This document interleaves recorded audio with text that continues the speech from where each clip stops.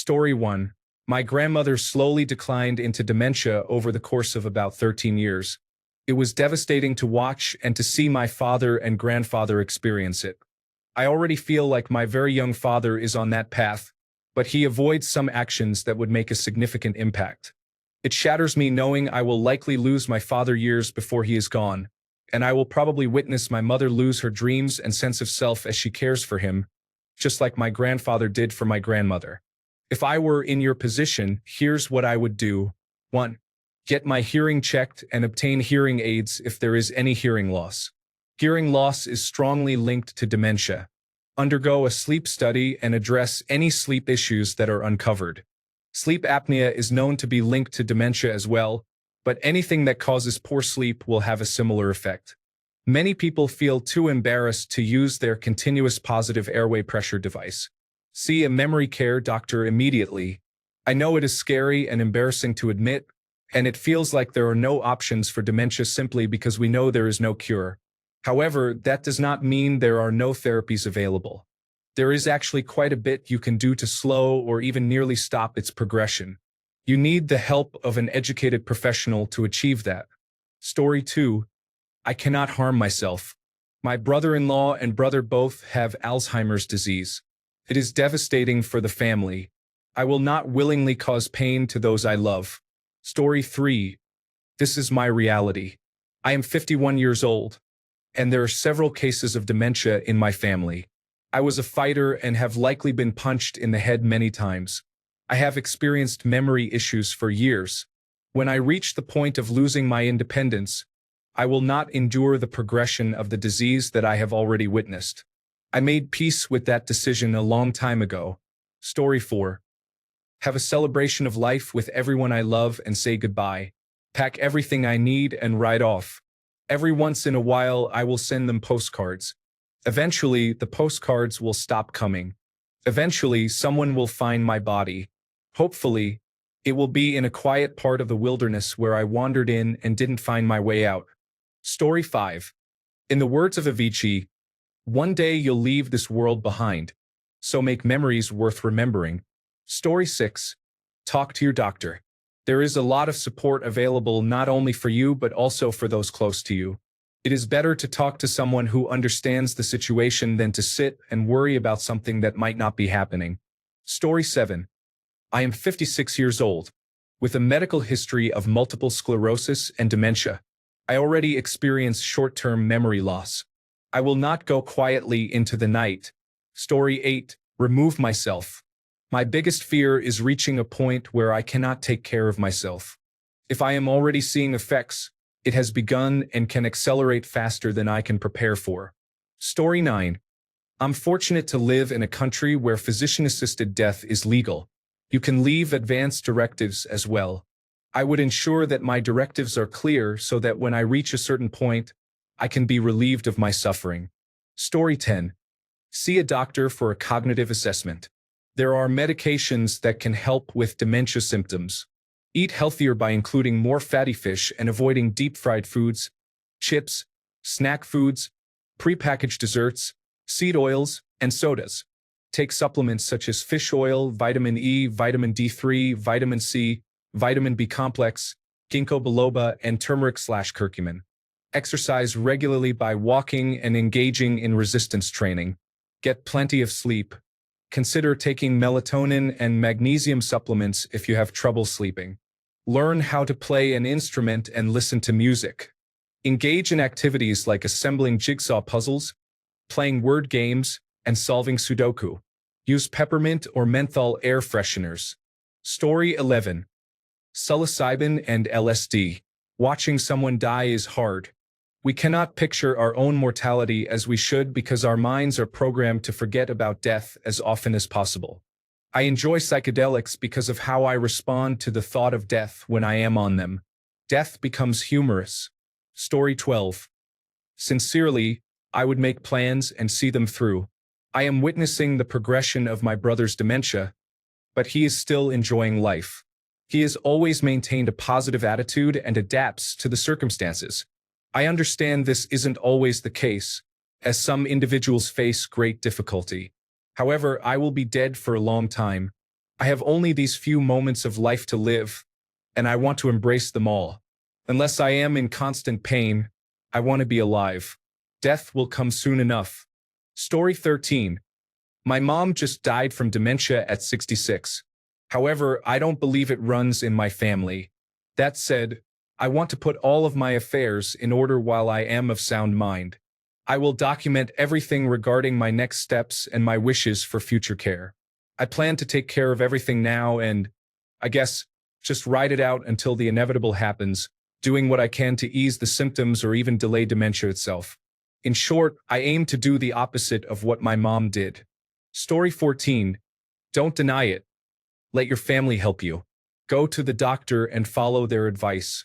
This comes from someone who has experienced the consequences of not doing so. Story 15. Run to your nearest financial advisor to get long-term care insurance before you are diagnosed, if you can. This is something I urged my father to do when my mother first started showing signs of cognitive decline, and he did not.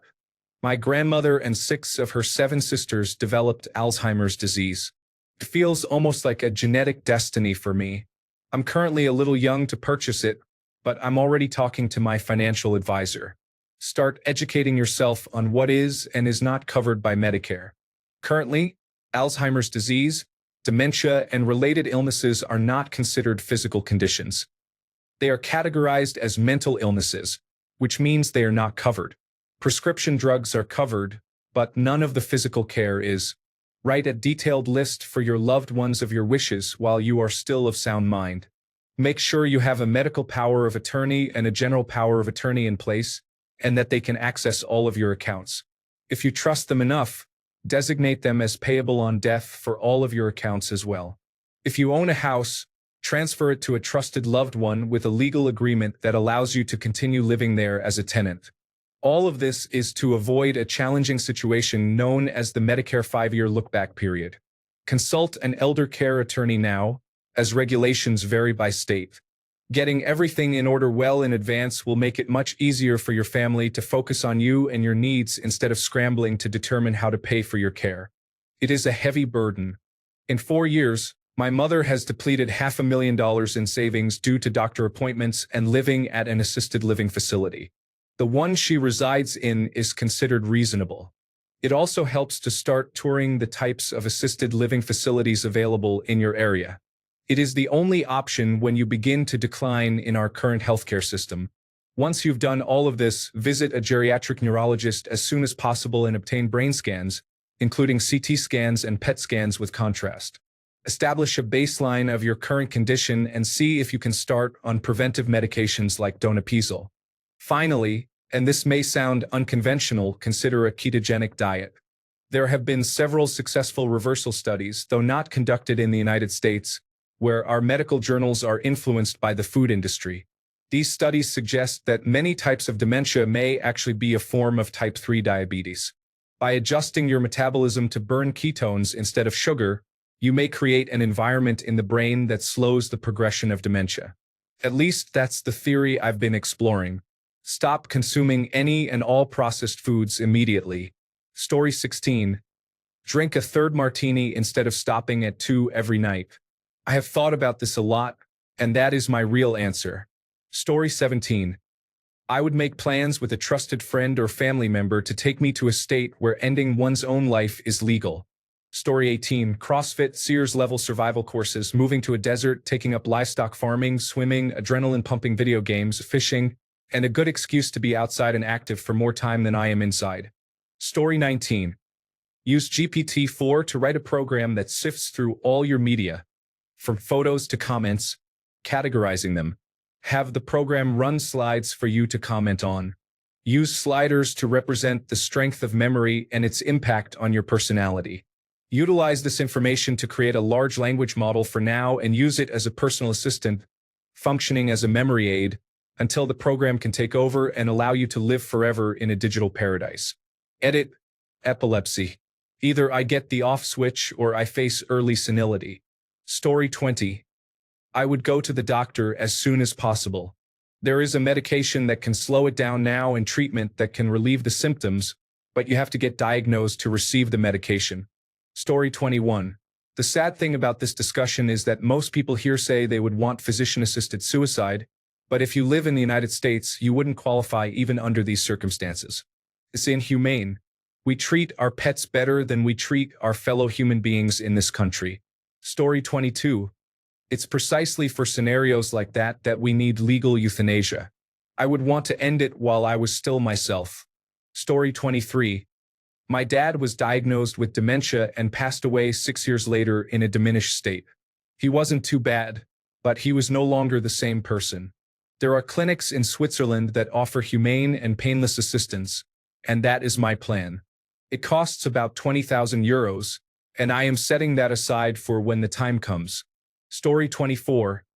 Stop taking ibuprofen and allergy medication. I read an article stating they may worsen your condition. I apologize for not having the source as it was years ago, but feel free to research it yourself if you are curious. Additionally, stop consuming caffeine, as it puts your body in a state of fight or flight, which is not beneficial for the brain. Begin incorporating lion's mane mushroom into your diet. It helps rebuild connections in your brain. If you choose the conventional medical route, ensure that your family monitors your treatment and reads the fine print. My grandfather was prescribed medication for seizures that made him appear to have dementia. He was on that medication for 15 years. They eventually changed it for another reason, and he returned to his usual self. He even forgot about my grandmother's passing due to the medication. He passed away a couple of years later, feeling incredibly depressed about losing that much time while no one advocated for him except my mother, even though my stepfather, a pharmacist, was aware of the potential side effects. Story 25. I would acquire some ayahuasca and begin meditating, taking my spiritual life seriously. This may not be what you wanted to hear. However, if you prefer to remain on this challenging planet and go through this process repeatedly, continue as you are and allow yourself to slip into madness. Story 26. Get involved in local politics and support those advocating for legislation that assists people in need. Story 27. I would immediately start medication and hire a lawyer to assist me through this process. The sooner you begin treatment, the more likely you are to slow down the progression. I would also begin searching for a new living situation where you can receive excellent medical care and feel comfortable. Story 28. Travel more and experience diverse cuisines, such as Louisiana, Arabic, and French. Complete my dreams like earning a black belt in Taekwondo. Prepare for my departure by consulting a psychologist. Story 29. Interesting hypothetical, but it doesn't happen like that. In the real world, there is uncertainty. A cautionary tale. She, a 67-year-old female, watched her grandparents on her mother's side go through dementia, probably 20 years ago. Then her mother, around the age of 80, went through a very rough experience with it. To her, it became inevitable. She slowly began to become forgetful, depressed, angry, and confused. So we consult the professionals.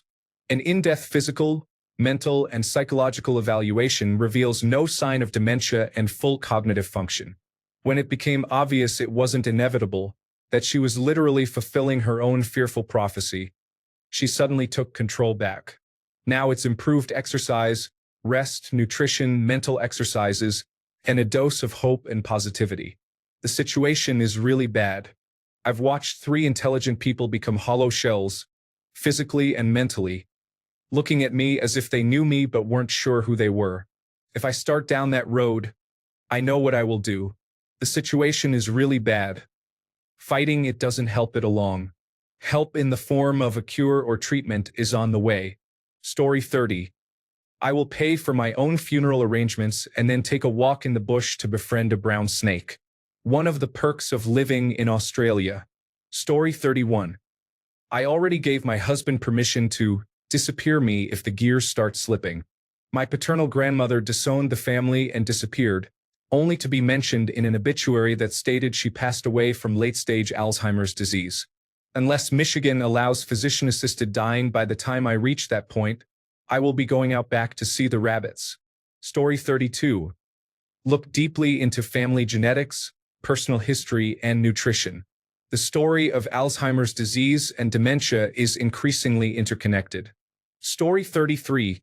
Talk to your doctor and have your medications checked. Have your spinal fluid pressure assessed and explore any available measures or promising studies. Ensure your affairs are in order and that your will and burial arrangements are clearly outlined. Conduct thorough research into care facilities that may be available to you if your condition worsens.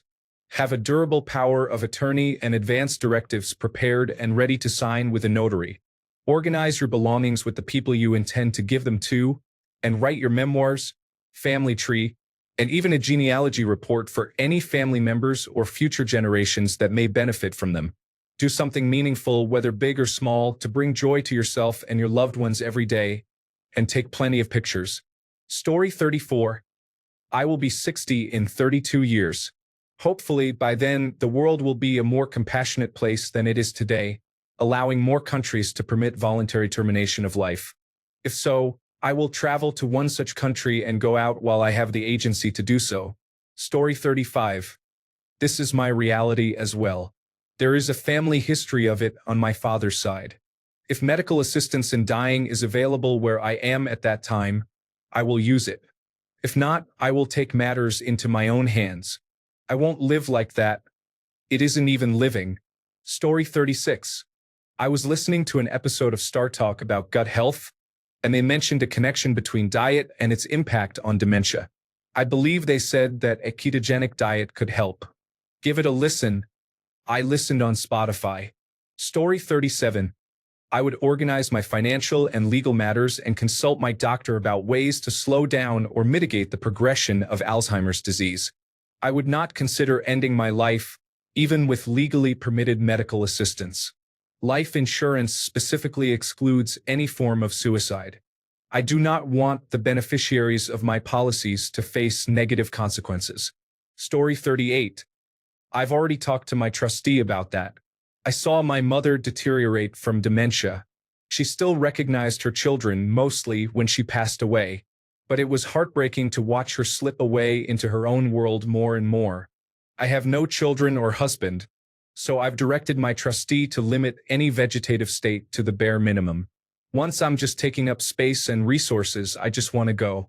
Maybe there's something after, or maybe not. I just don't want to be someone else's burden. That is my biggest fear, becoming someone else's burden. There is no joy in that.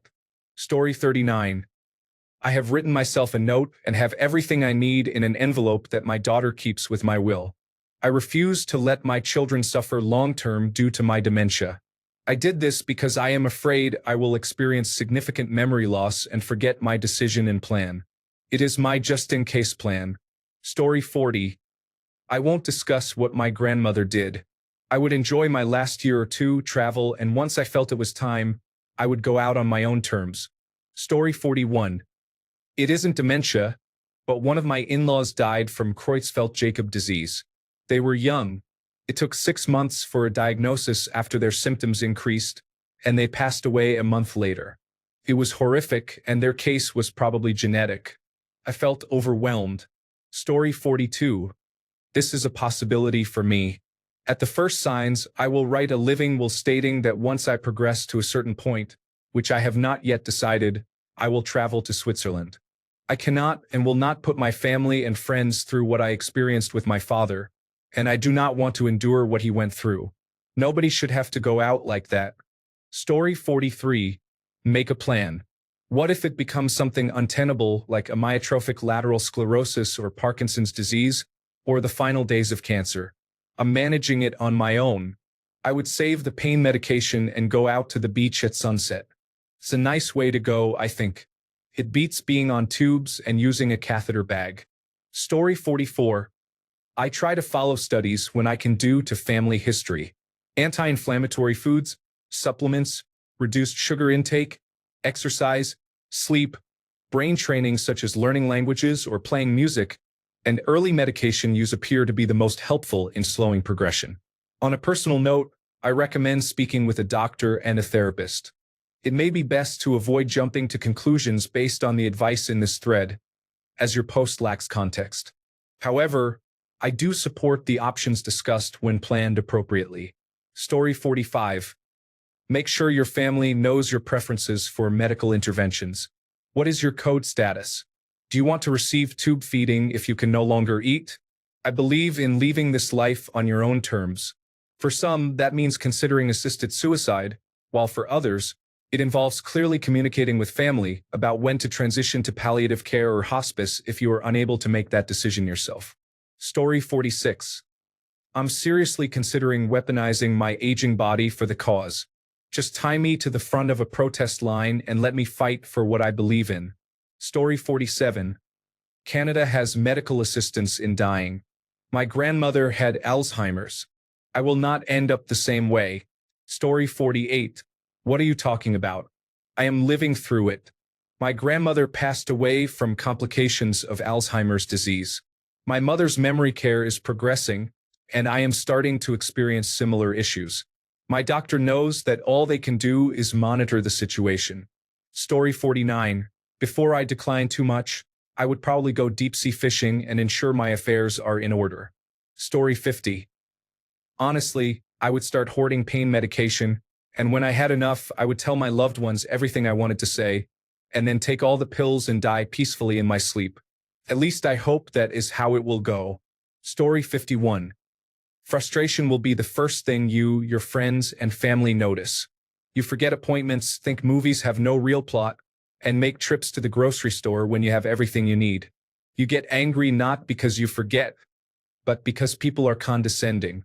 Your children or your friends tell you to go to the doctor.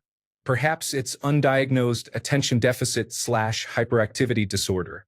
They suggest further testing, but you think you don't need to. You're not elderly, and you're not a young adult still figuring things out. You've got this, you're just tired. You go home, cook dinner, clean up, and go to bed as you have since you had your first apartment. One night at 2 a.m., the fire alarm goes off. Ideally, nothing severe happens, but your appointment wasn't days ago. It was yesterday. The paramedics confirm you are healthy and safe but a bit disoriented. Your children tell you to get tested. You now have mild cognitive impairment. What does that mean? How many questions do you have to answer? Will they hire someone? Are they going to take your license? It's demeaning, demoralizing, and frustrating. I am not special. If it happens to me, I will experience the same anger, distrust, and disdain for the people who try to tell me I can't take care of myself. I can do things, but I can't because sometimes I can't. And that is the hardest lesson early dementia will teach you. Story 52. Embracing the present and cherishing each moment is a beautiful way to live.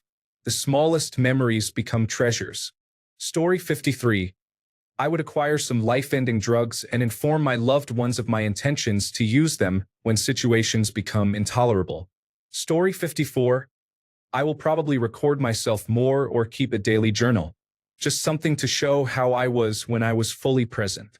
I have never been fond of pictures of myself, let alone video, but if I were concerned about something like that, I would consider doing weekly or daily video diaries.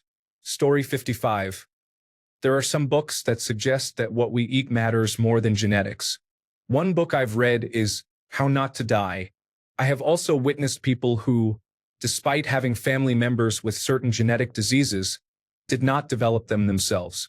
Perhaps you can influence the progression of these conditions. The book is based on research. I hope it helps.